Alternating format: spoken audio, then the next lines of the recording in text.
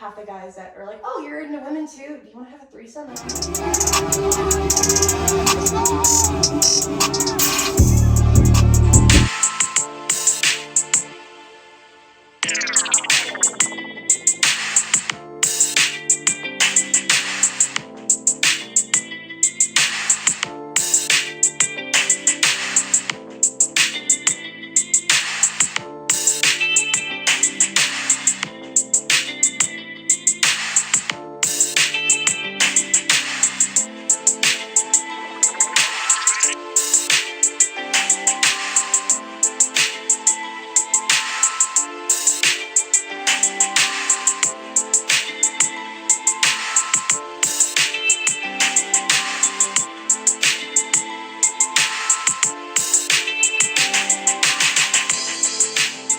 Everyone, welcome to yet another episode of Transparent Podcast. I have a very, very special guest with me today. If you could just introduce yourself to my viewers watching for the first time, let them know your name and where you're from. Hi, I'm Jilian Mueller. Everybody calls me Jill though. And I currently, unfortunately, live in Sierra Vista, Arizona. But I miss Colorado. I want to come back so badly. Sweet. So, welcome to the podcast. Yeah, really glad to have you on. So for, like I said, those watching you for the first time, like my little viewers, could you just give them just a little bit, tell them a little bit about like life growing up, or just kind of like, you know, some hobbies of yours and just a little bit about you? Yeah, for sure. So life growing up, I moved around a lot as a kid. I went to, like, for example, 4 different middle schools. Oh, shoot. Yeah, and my dad was in the military. Everybody goes, oh, were you military? No. Just every time his company promoted him, we wound up moving somewhere else. Okay. So I've bounced around a lot. I've never really lived in one place more than 4 years. Oh, wow. Yeah, which does have an impact on your mental health as an adult because it took a long time for me to figure out how to make friends. Oh, yeah. Moving all the schools and like meeting people, and then it's like, now I'm out of here. Yeah, I was a big bookworm as a kid because I was like, I have my books and then I'm leaving soon, so I'll just read instead. Yeah. But I still love reading to this day. A lot of my tattoos actually correlated from books that I love. Okay. You can't see it under here. I have a full sleeve. Okay. I really love weightlifting. That's been a huge passion of mine. I actually I'm doing a bodybuilding competition next spring. Oh, shoot. Yeah. Hey, good luck. Thank with you. Bodybuilding. Yeah, it's a lot of fun. I don't know nothing about it, but hey, props to y'all, because I know y'all like the diet and training and all that stuff. Yeah, it's a lot of discipline, but that's what I love about it. But I actually, ironically, with bodybuilding, I also really enjoy baking. So. Oh, but yeah, you go from tough to soft and warm. Yeah, well, like so food is kind of like a love language for me. So if I make something that people enjoy, that makes me really happy, and then of course they get the benefit of eating good food. So. Okay, a win-win. Sweet. Basically. Sweet. So I wanted to ask you a few things. So we talked a little bit about kind of the hobbies, like you like the baking, weightlifting, and you said in the spring you have like a competition. I have a bodybuilding competition, yeah. Sweet. So I wanted to ask you a little bit on like relationships and stuff like that, to switch gears a little. Okay. So for you, could you describe kind of like now how like I don't know, the dating scene or dating culture, in your opinion, is kind of like, how is it kind of today to you, and like what's your like thoughts on that, good or bad? I'm very new back into the whole dating culture because I am recently divorced, so Okay. it's very new for me to get back out there. I was really nervous to kind of like, as I've been saying, get my toes back into the whole dating world, because going from being married and thinking I was going to spend the rest of my life with somebody to going, okay, what is it like now? It's been really weird, just that transition. The couple of dates that I've gone on so far have actually been like really, really nice. They've been really nice guys. But it's just, it's weird to describe trying to get back out there. And like telling somebody, yeah, by the way, this is what I've dealt with, so you're kind of like how I'm perceiving that dating is now. And luckily for me, like, very, very picky about the people that I spend my time with. And so like they've been nice guys, like would be willing to see again, but I mean, it's hard meeting people now. Yeah, just getting back into it. Yeah, like you see someone who's like relatively, like you find attractive in public, and you're like terrified to go talk to them, and then the opportunity's gone. But if you meet somebody online, like, how I met the last couple guys that I've gone on a date with. Mm-hmm. It gives you that opportunity to kind of like, okay, you're like your pictures, you're cute. Mm-hmm. Do we have like something that we should talk about? And So kind of almost get like prereqs. yeah, kind of like, Yeah. do we actually have a conversation, or is it just like Trying to into hook a up brick wall? or something. Yeah, and I'm not in the whole hookup culture thing. Yeah. So no disrespect to anybody that is like, Yeah. It's I just don't judge that. That's just not what I'm looking for. Yeah. So and then it's props to you for sure. yeah, it's just also interesting just as a bisexual woman in 2022, like Mm. half the guys that are like, oh, you're into women too. Do you want to have a threesome? And I'm like, no. It's like the immediate thing I get half the time. Guys, chill out on that. Chill Just out. because she's into women too doesn't mean that she wants to bring someone else into the bedroom. Yeah. Got you. No, I mean, I definitely see where you're coming from, and I'm glad you broke all that down. Cause you know we got women viewers too, and they're like watching, and Yeah. you know just curious. But so on that too. Well, hold on. I want to backtrack a little bit. Okay. So for you, I ask this to a good chunk of my viewers sometimes, Okay. especially when we talk relationships. For you personally, is height a thing when it comes to like, I don't know, the guys or girls? Like, does height matter? Not For one or the other, or really. I am taller than most women. I'm 5'8", so Okay. I kind of like got over the whole height thing a while ago. Like height is attractive just because as someone who's taller, I like to feel small on the smaller side. Mm-hmm. But I mean, height's not a huge deal for me anymore. It used to be, but now I'm just kind of like, I'm more focused on personality and making sure there's actually a connection with somebody. So if they're under 6 foot, that's If they're under 6 foot, you're there at the spot. It doesn't bother me. Okay, no, I was just curious, but no, I appreciate it. I also wanted to touch on for you when you look at you know, when people have breakups or bad breakups or things like that, is there like I don't know, to you, does that take like a significant toll on like women, especially that, you know, like they're in the dating scene and they keep running into a guy who's like, say they haven't been on good dates like you, and it's like, oh, maybe this guy's the one, and then it turns out he's like, I don't know, cheater and this and that and dirtbag, and then they run into the next guy, same thing, the next guy, the same thing. Like, how, I don't know, does like breakups or, you know, relationships ending like take a toll on women like mentally, and like how big, I don't know, does that affect women when they like continuously, you know, get their hopes up and like. I mean, I feel like men or women, that would take a toll on anybody. Okay. But I've had, of course, like I've had my bad experiences with men. My friends have had their bad experiences, but it's a matter of remembering what you bring to the table. Okay. And remembering that, you know, you're worth, like the standards are there for a reason. You're worth like the standards that you have. Mm-hmm. And just because it's almost like kissing the frog just to get to like getting to your prince type deal. Like you're gonna have to weed through the bad ones to get to the good one. Okay. And I keep telling myself that, you know, getting to the good one's gonna make everything worth it in the end. Like before I met my ex-husband, and like no disrespect to him, like we ended on good terms. That's good. I had horrible luck in dating, and then I met him. And it was like, oh, okay, you know, it all makes sense now. Like, I got to experience this amazing time and a wonderful love with him. Yeah. And so it almost was basically like, yeah, the bad experiences were almost worth it, I'd say, just to remember that, like, the positive experiences are there. The good is there. Kind of outweighs the. Yeah. You have to remember that the good is going to outweigh the bad in the end, and just keep those standards high because of, like, you're worth it. Like, you got to remember what you're bringing to the table. Wow, that's really good. And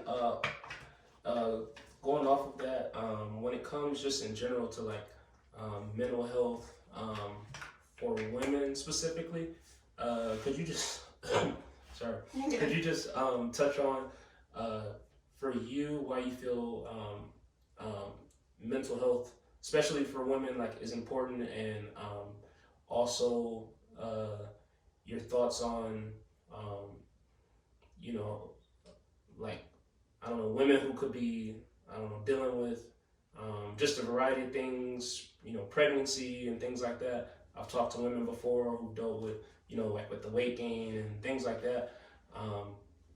Do you feel, I don't know, is is women's mental health even also talked about enough, and like why is it important maybe to you? Honestly, I feel like it's men's mental health that we can talk about enough. Oh wow. So women, we have really made strides in bringing to light like the differences in how we're treated versus how, in particular, white men are treated. Mm-hmm. But I do feel like we're bringing it more into light that men are allowed to have emotion, they're allowed to cry, they're allowed to feel different things. But I feel like it's men's mental health that's not talked about enough. And as somebody who, I've been in the Army for going on 9 years in April. Oh, shoot. So you're around the guys who are supposed to have that tougher exterior. Yeah. Kind of uphold that image and like, I'm man of steel. Yeah. And I'm always like, you're allowed to be upset. I've had soldiers in the past who are like apologizing for being upset about something. And I'm like, you're allowed to feel human. Don't apologize for having a basic human emotion and being upset over something that, my military people understand. We deal with a lot of stupid stuff. Yeah. We deal with a lot of like really illogical crap. I don't know if we're allowed to cuss on this. No, yeah. We deal with a lot of stupid shit. Yeah. We deal with a lot of bullshit, and it's like going home and just releasing all that emotion at the end of the day is okay. Mm-hmm. You're allowed to be upset. You're allowed to have feelings. Yeah. And women have come forward more and said like birth control, for instance, that screws with us so much. Yeah. Hormones. Yeah. And all that stuff. It's poison for you. It's really what it is. But we've made so many strides throughout, I'd say, like the past 5 years. Yeah. In how we're treated and sticking up for ourselves and saying that we're not going to uphold the norms anymore. Mm-hmm. And it's been amazing to witness, like especially with TikTok. So I'm not. TikTok. Oh yeah. So I don't have a TikTok I don't post videos because military, but I do. I go through the rabbit hole and I start scrolling, mm-hmm. and you see the women who are on there. I think one of her name's Drew. And she goes on there and she defends all these women that like when men berate them, and it's incredible to see like how strong some people have come forward and just been there to uplift other girls. Yeah. I love to see it. Sweet, man, I like that. And yeah, I definitely did you put in perspective? I definitely see what you said, where it's like, it might be men's mental health that doesn't get enough mm-hmm. enough light on it, especially like, and then it's. A lot of men, are, I don't know how to say it, not designed, but it's just something in them where it's like the ego thing. Oh yeah. Where it's like. Oh yeah, they're like, I have to be the protective one, and I'm like, I get that, but at the same time, you can cry, you can be upset, it's okay. Yeah, no, I definitely get that. And I also wanted to ask you another thing. So for you, for either like the closeout of this year or 2023, moving into the next year, and I know you said in the spring you got like the bodybuilding stuff mm-hmm. coming up, but what goals or vision or plan do you have like for pretty much like the next year for yourself, and also like who or what keeps you motivated, or what's going to motivate you to reach those goals and things that you have lined up for yourself, in the future? So yeah, the bodybuilding competition is a big goal because in the end, I would like to eventually earn my pro card. Oh, okay. So you will earn it. You will earn it. Manifest that. I will earn the pro card. Yes. That is the end goal. So I would like to get my national qualification and maybe compete in a national show next year to see where I line up amongst the girls who are competing for their pro status. Mm-hmm. Is it what? Correct me, is it NPC or something? So NPC is the amateur level, and that's where you start off you have your regional and then your national shows. Okay. And you compete at the national show to win your pro card, and then go compete in the IFBB. IFBB. Okay, I've seen those acronyms or letters before, but I don't know all the intricacies. Yeah, it's weird to explain to people who don't know a lot about it, because there's so many different categories within the competition world itself, and trying to explain it to people, that's a whole other rabbit hole in itself. If I may ask, what or for those maybe curious, for you for 2023, what I don't know, category or something roughly are you trying to aim for? So I will be competing in women's bikini, which is the leanest of the categories because I have the natural frame that is required for it. Okay. I have to fight genetics, and I can put on weight and muscle very, very easily. But when it comes to like getting that to that level of lean, which by the way, don't do it unless you're actually wanting to compete because it's not sustainable and it's not healthy long term. I just remember what was the question again? Oh, no, you're good. No, I was just saying, just kind of what category were you So bikini, and it's like the leanest one that we have because Okay. I like that look of symmetry versus getting too big in one particular area. Okay. So like the girls who compete in wellness and the size of their legs that they get, they're impressive and they're scary. Okay. I don't know how they do it, but kudos to y'all. Kudos to y'all. Shoot. So is that your main goal for next year, or do you have any other? And then it's kind of just like a process of rediscovering who I am. Okay. I told my ex-husband, like I feel like I'll be actually turning 28 on Monday. Okay. And oh shoot! Hey, happy early birthday! Thank you.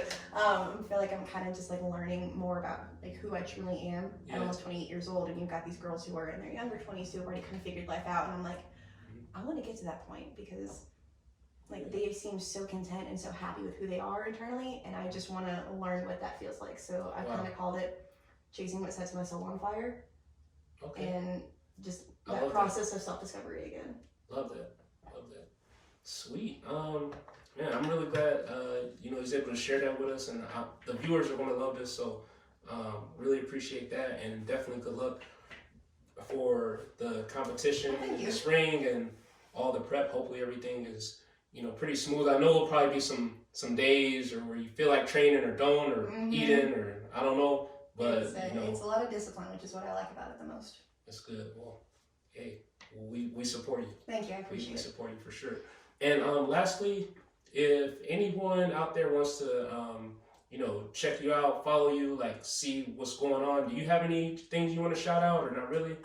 If you want to follow me on social media, my Instagram, I'm the only Jilian Mueller on there because it's Jilian with one L, and my mom made it weird. I don't know why.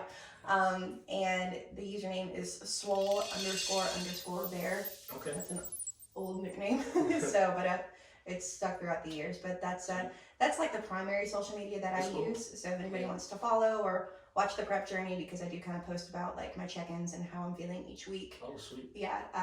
And learn what it's like to go through a competition prep. You can follow me on there and learn all about it. Sweet. Well, that's definitely going to get plugged in and everything. Is anyone you want to say hi or shout outs to? Or just hi to, I guess, like all my friends and family. Yeah. I told them, I was like, yeah, I'm going to go do a podcast today. And they were like, oh, that's super cool. I said, yeah, this is a whole new experience for me. But I was really excited about it. So just my friends and family, they know who they are. They know who they are. Yeah. Too many to list. Well, I don't think my dad would appreciate me putting his social media out there. Yeah. Hey, stay away from Pops. Not a good idea. But no, I want to thank you again, like in person, just for coming on. I really appreciate it. Thank you. And I know you're going to be traveling back and forth soon, so 12-hour drive tomorrow. Yeah. So good luck with the travels. Thank you. But definitely, this will get out here in Colorado. People will be definitely checking you out along the fitness journey, giving you motivation. We have a really good, positive group of people, and it's growing all the time. So I'd love to see that. This is a super neat thing to be introduced to. So thanks for having me. For sure. So without further ado, to all the viewers, all the supporters out there, we want to thank you for watching yet another episode of Transparent Podcast, and we'll see you guys later.